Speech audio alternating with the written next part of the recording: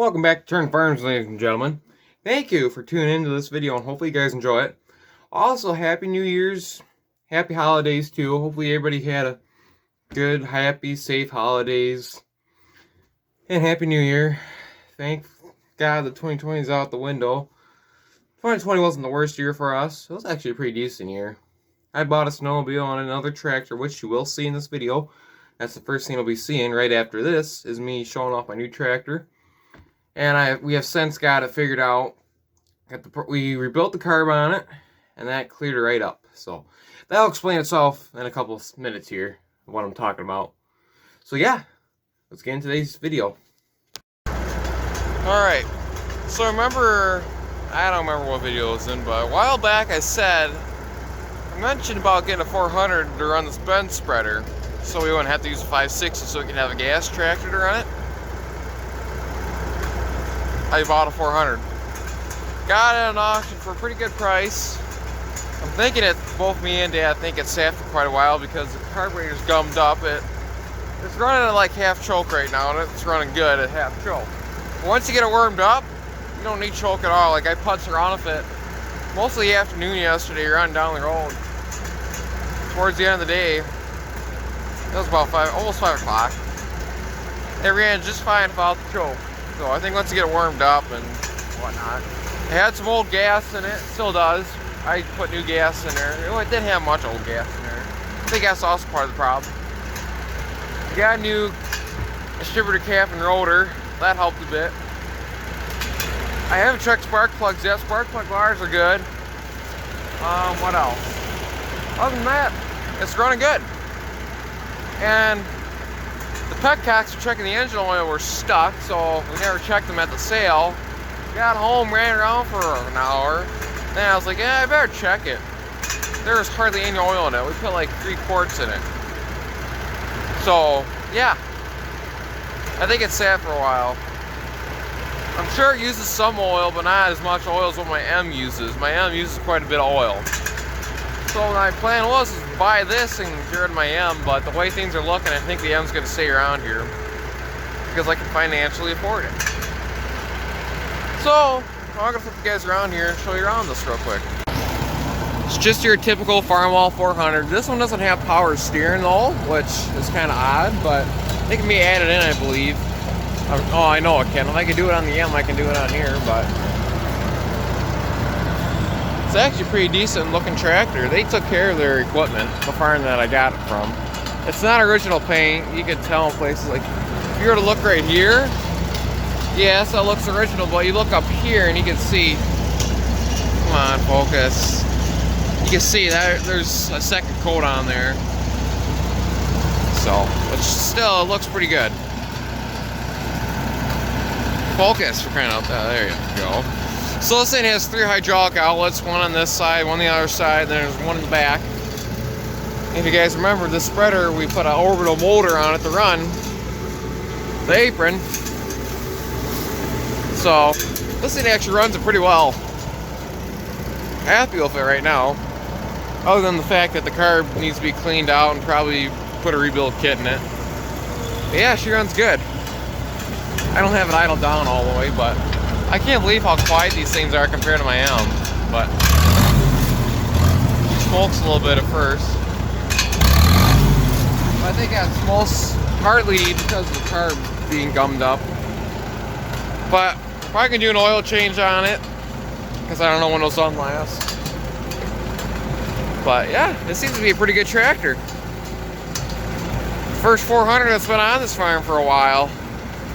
And actually, there's a parts 400 or 450 sitting behind them bales there too that I could drop parts off of if I ever have to. But I think it could use some brakes too because they squeal. They could just be rusted up too, but I don't think so. But brakes aren't hard to do on these, just disc brakes. If it's the same as my M, then it'll be fine. So, actually, no, these are disc brakes. My M has band brakes, so they're different. So, I actually don't know how these brakes work, but for obviously it must be a disc of some sort, brake disc. And on the M, it's basically just a band that wraps around there and it squeezes when you pushing the brake pedal. That's on the M. This is different. They touched paint up on the rims. I don't know when that was, but you cannot swing the drawbar back and forth because that's seized up. You can only go about an inch either way. So yeah, what are you doing, Dad? Oh, he's cleaning the crap out of there. So yeah, the whole seat in there is a bit loose, and well, this up here is a bit loose too. But what do you expect? Somewhere between 1954 and 1956, I believe, is when they were built. It's got mismatched tires on it, which isn't that big of a deal because they got decent tread. Yeah. So we're gonna go run it now. I don't know where Dad wants me to take this load. Yeah, I think it's gonna be a decent tractor for us. Yeah, it's a big load. All right, we got a rare shot of Dad hauling out manure. You know the world's coming to an end if Dad's hauling manure.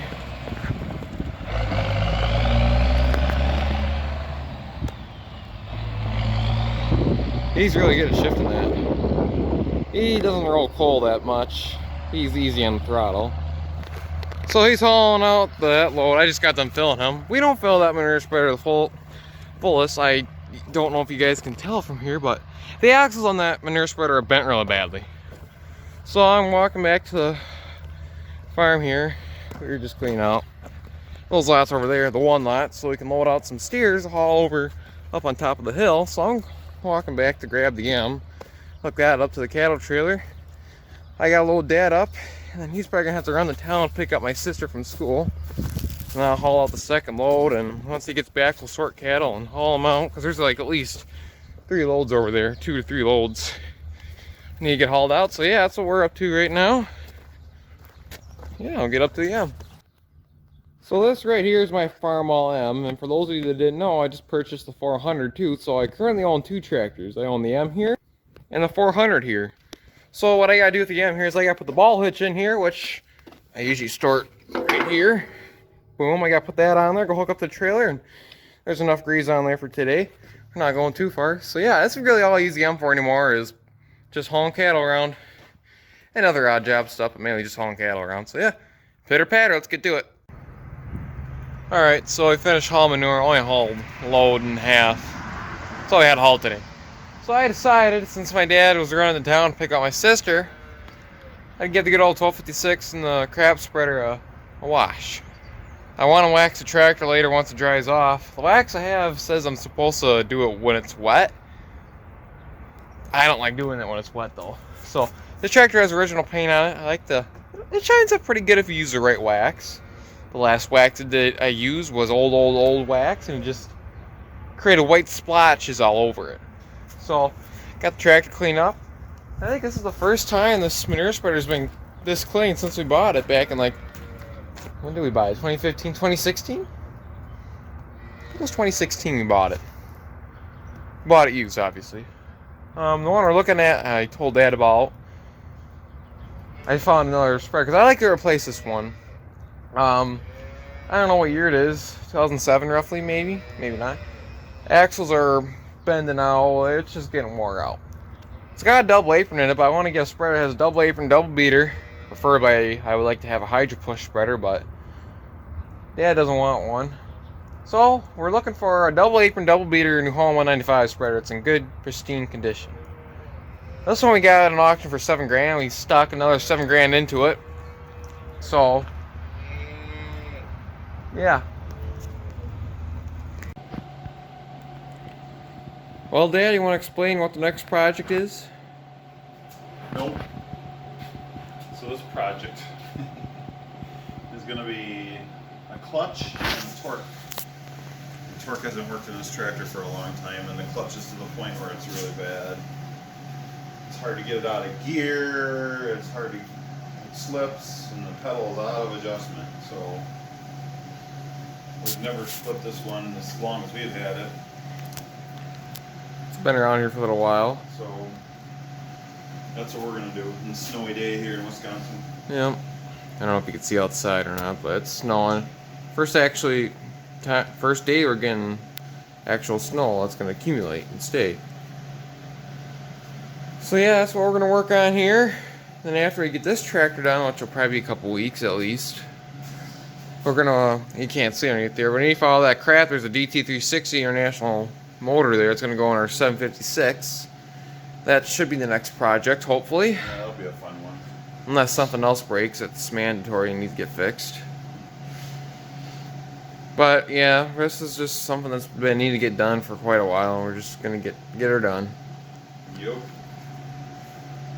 So, got her parked in the corner of the garage here, and we're gonna work on her. We already got tin work off. Otherwise, this is a beautiful looking tractor. Yeah, this is our nicest looking 560.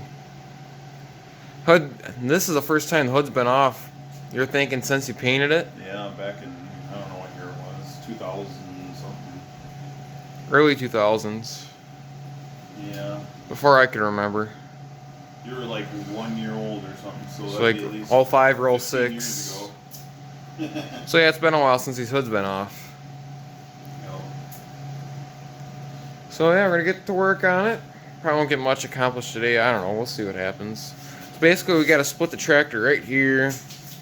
I mean, basically, are you gonna take the torque section out, or are we just gonna leave? No, Okay. we're gonna take it out because we gotta rebuild it. Yeah, that's what I thought. So we gotta take that think. section out. I'm not sure. We gotta see what the clutch looks like inside there. If there's any other issues going on, we'll pull the top cover off once we get. So we'll have to remove the fuel tank. That's the easiest. And we don't have to. We can slide it out of there, but it's so much more room to remove the fuel tank, and it's not that much harder. There's only a few extra bolts. Yeah. And but it's half full of fuel, so that's the other problem we got. Yeah, we're probably gonna have to drive another 560 in here and transfer fuel over or something. Yep. So yeah, that's where we're at today. So yeah, we'll make progress eventually. Yep. It won't take much to do this torque. It's just more or less splitting it and dealing with all that. It's like I was saying, gotta split it right here, move this half of the tractor forward. We got jack stands there on wheels, caster wheels. So yeah. We got ones that'll fit in here. And then it'll hold this entire section up on its own. Once I could wheel that out of there, and we Yep. can wheel it anywhere. Yep, that's what these are here. Dad made these years ago. The other ones are in the wall, which you can't see for splitting the front end away. You can kind of see the plates there, but yeah. So yeah, this holds the torque section. Those ones hold the front or the back half of the engine. Yeah. So yeah, that's what we got to get done on this thing, and then this tractor should be good. And I probably won't do it this year, but come spring when it warms up, probably take the hoods off again and give it a good bath. And we're gonna put new batteries in because these batteries are 11 years old. They're I got them Interstates. from work. At our work, we replace them every 2 years because our trailers have box lights in them. So I bring the batteries home, and they finish out their life another 9 years. So Yeah. These are 11-year-old batteries, Interstates, good batteries. Good They're batteries. Not designed to fit in this tractor, but we make them fit, and they work well. Yes, they do. This tractor, I don't think it's never been dead in my life. No, I've never- very slow though now. This is the only tractor. Okay, there's only 2 tractors on this farm I've never seen the hoods off of. And this is one of them. 856 loader, I never. Yep, that's the one I've never. That's the other one I've never seen off. These 2. So yeah, we're gonna make this thing run good again. Well, drive good. It runs just fine. It runs good. Good run tractor. Great hay making tractor. Used to run hay binds, rakes. Short tractor. Yup. This one really didn't do much. This one more or less cut hay. It was the other 560s that did the field work. Hay. This was one of the main hay cutting tractors for the 499 hay. Yeah, binders. the high swings we used to have before we upgraded to a disc bind. This was my sister's tractor. We called it Susie's tractor. This is the one she drove all the time. It was her favorite. Yep.